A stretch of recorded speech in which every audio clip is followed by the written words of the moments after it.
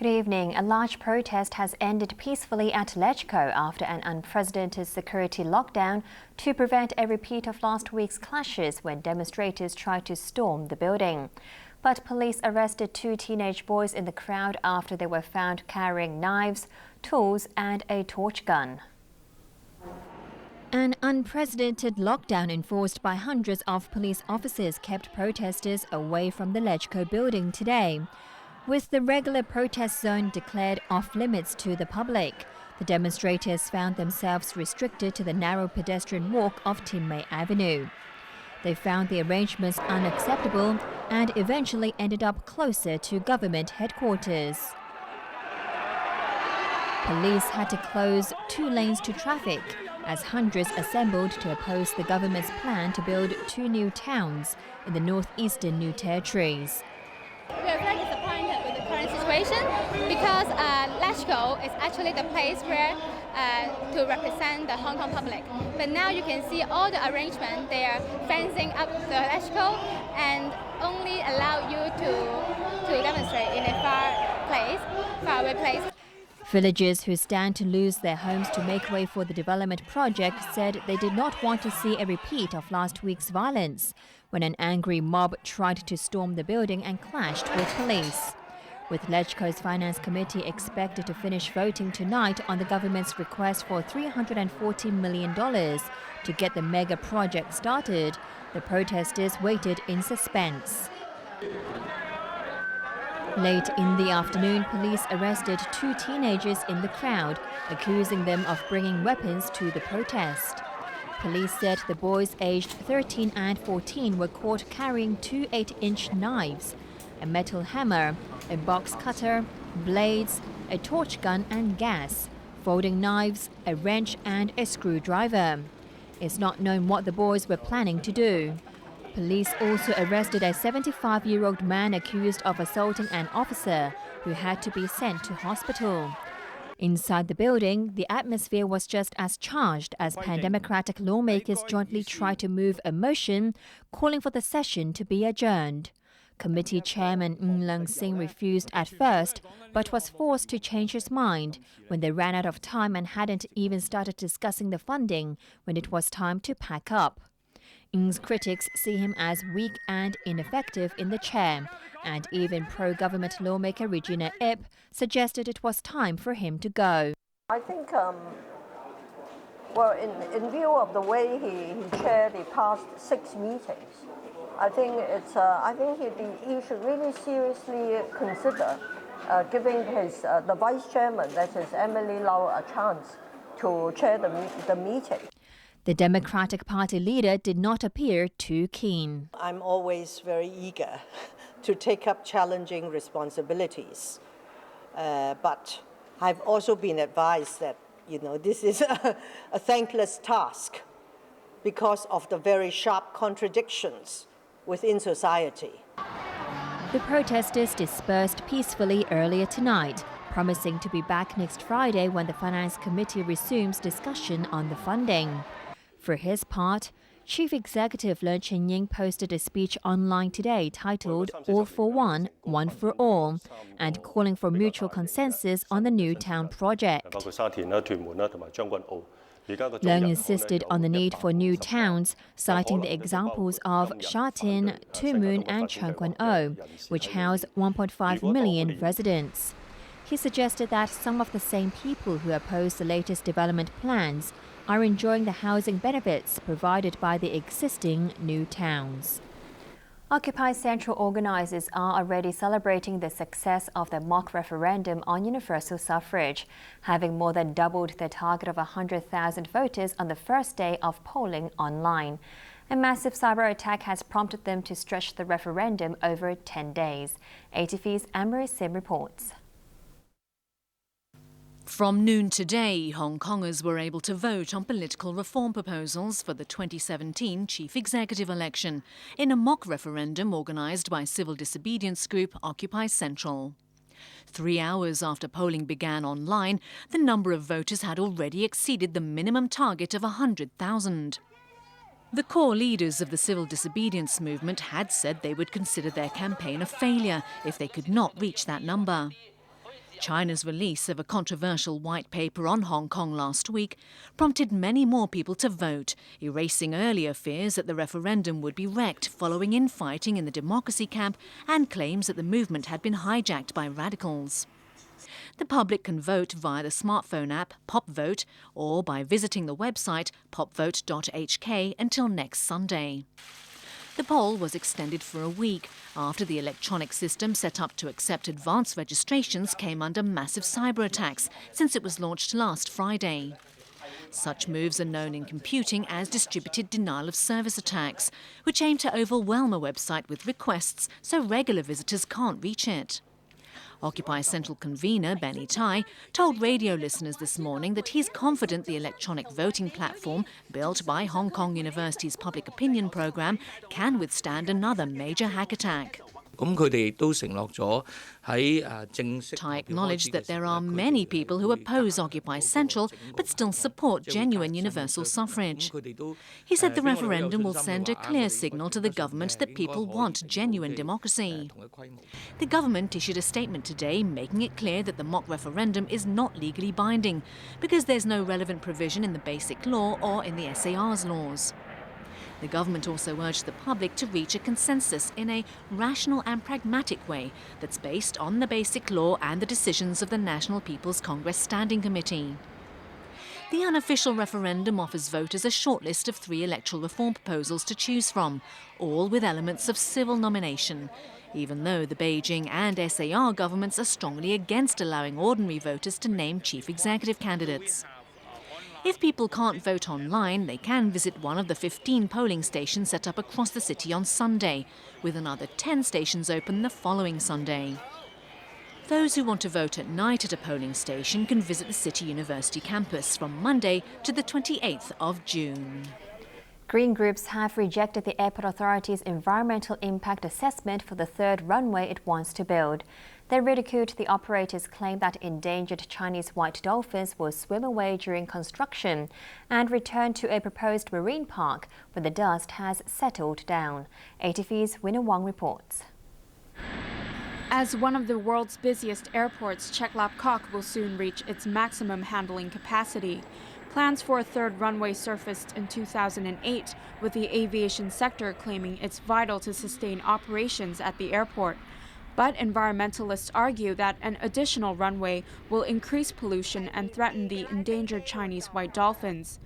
In a bid to ease such concerns, the airport authority today released a report assessing potential environmental damage from the 3rd runway project. The environmental impact assessment covers 12 aspects, including noise pollution, ecology, and land contamination, and proposes measures to tackle the problems. The paper suggests adjusting night flight paths to avoid populated areas so fewer people are affected by noise. But the spotlight at a news conference today was on the plight of the Chinese white dolphins that swim and feed near waters where authorities plan to reclaim land for the 3rd runway. We do expect that there would probably be some decrease in numbers of dolphins in the area during the construction phase.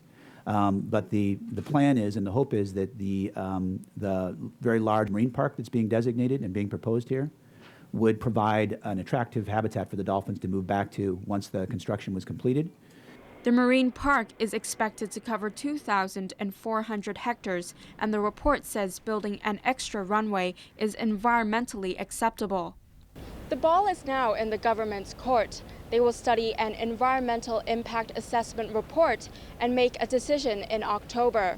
But green groups who are worried about the fate of the dolphins vow they will not give up on the fight against the project, which they claim is a white elephant. Environmental activists turned up to protest against the 3rd runway plan today.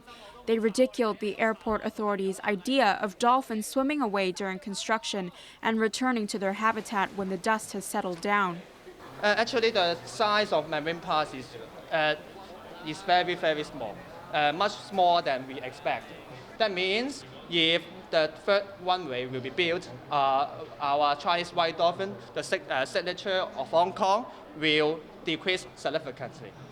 Those who oppose the project have until 19th of July to provide their feedback. The airport authority is insisting the expansion is necessary to maintain the city's competitiveness. The bill for a third runway could reach $130 billion, but supporters say Hong Kong could reap economic benefits worth at least $900 billion over 50 years. Winna Wong, ATV News. Ocean Park Chairman Alan Zeman is stepping down next month after spending 11 years building the theme park into a highly successful tourist attraction. His deputy Leo Kung will take over.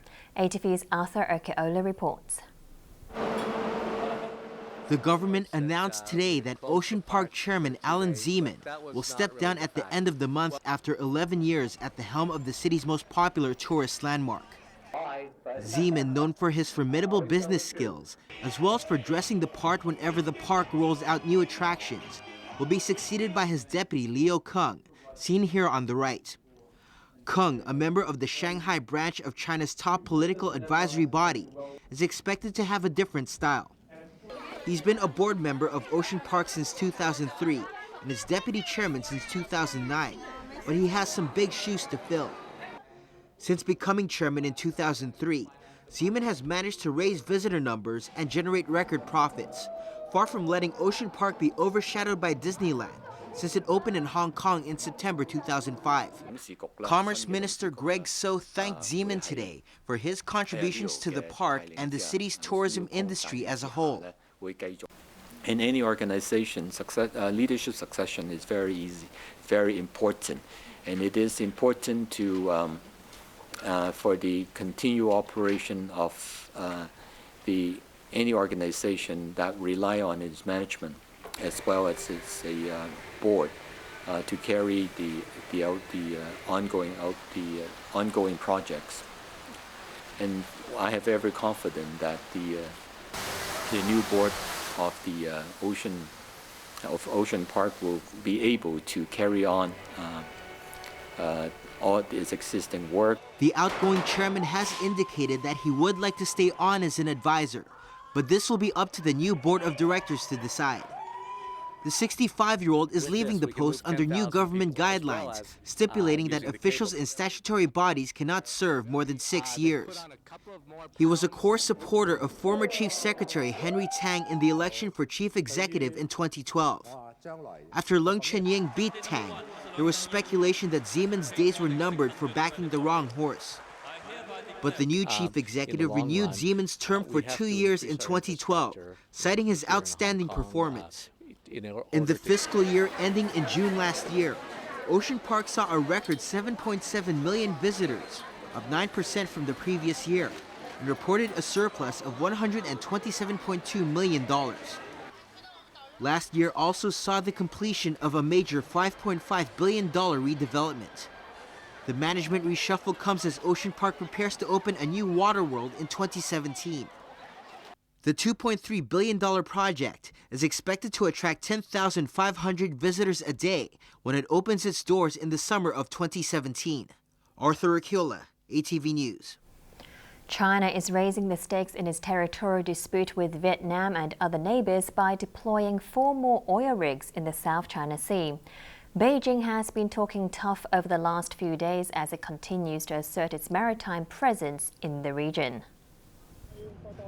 Relations between Beijing and Hanoi are in tatters after the Chinese government set up a giant oil rig early last month in a disputed part of the South China Sea, just 240 kilometers off the coast of Vietnam.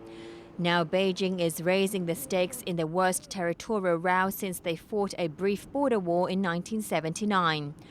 China's Maritime Safety Administration has posted coordinates on its website for 3 more rigs to be deployed in the region by August, 2 between southern China and the Paradise Islands occupied by Taiwan, and 1 close to the Chinese coast. That's in addition to the 4th rig it announced earlier this week, which will be positioned just outside Vietnam's exclusive economic zone by today. The move is bound to inflame tensions between China and its neighbors just 2 days after a tough-talking state councillor Yang Jiechi met Vietnam's leaders in Hanoi. While it was supposed to be a fence-mending effort, Yang reasserted China's claim over disputed waters and islands in the region, declaring that Beijing would adopt all necessary measures to protect its sovereignty and maritime rights. Yang bluntly told the Vietnamese to stop hyping up tensions and properly handle the fallout from anti-China riots last month. That's when Vietnamese mobs angered by what they saw as bullying by Beijing went on the rampage in several cities, attacking Chinese businesses and vandalizing factories. Sports now. England are in danger of being knocked out of the World Cup after losing to Uruguay. ATV's Bo Leung has the highlights. Their faces said it all. I'm still going to follow England, but I'm so gutted. Uruguay! Uruguay! Uruguay! Uruguay! England's World Cup dreams are hanging by a thread after Uruguay snatched victory thanks to tormentor-in-chief Luis Suarez. England had several chances early on. A Wayne Rooney free kick was just centimetres wide. The Manchester United player had another opportunity later, but his powerful close-range header bounced off the bar. The deadlock was finally broken by the top scorer in England last season, but unfortunately for English fans, it was Uruguay's Luis Suarez who netted. Just 4 weeks after undergoing knee surgery, the Liverpool striker headed in 6 minutes before half-time. Suarez remained a thorn in England's side throughout the match. Edinson Cavani then fluffed a chance to put the game beyond England's reach. England were relieved by the glaring miss and their spirits were revived 15 minutes from time when Rooney tapped in the equaliser for his first ever World Cup goal. But the euphoria was short-lived. England captain Steven Gerrard accidentally headed the ball into the path of Liverpool teammate Suarez, who sliced through the defence like butter before powering home Uruguay's winner. England are now bottom of Group D without a single point and have only a slim chance of reaching the last 16. Group leaders Costa Rica and Italy clash tonight, and England may advance if they beat the Central Americans and the remaining group matches go their way.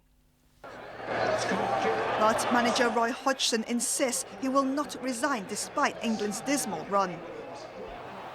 Colombia are through to the knockout stage after beating Ivory Coast, their second victory in as many games in Group C.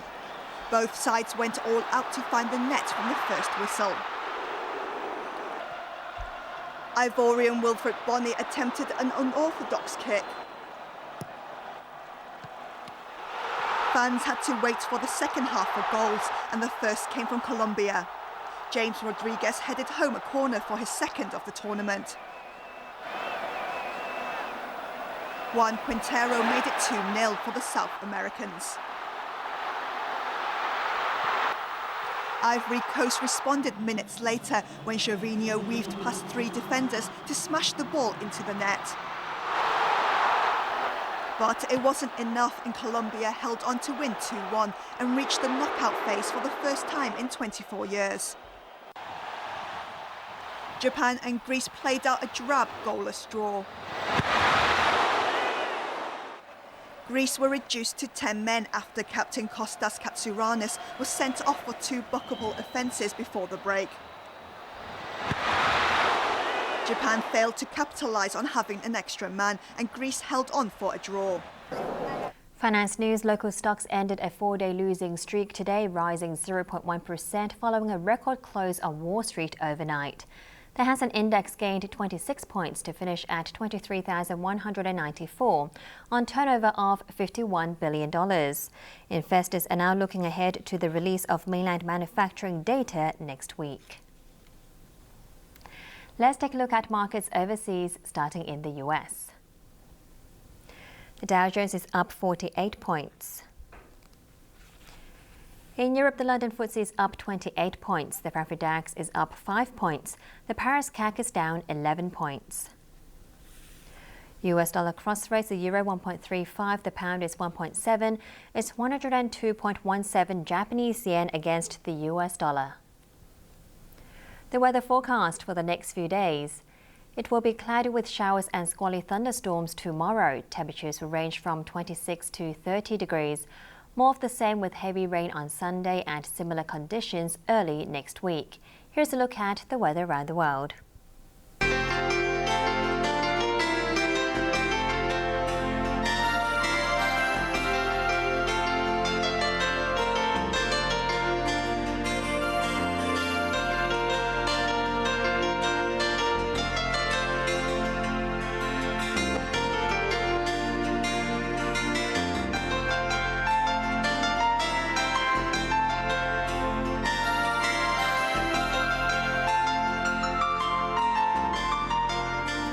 That's all the news for now. Thanks for watching ATV. I'm Edna Tse. Have a great weekend. Good night.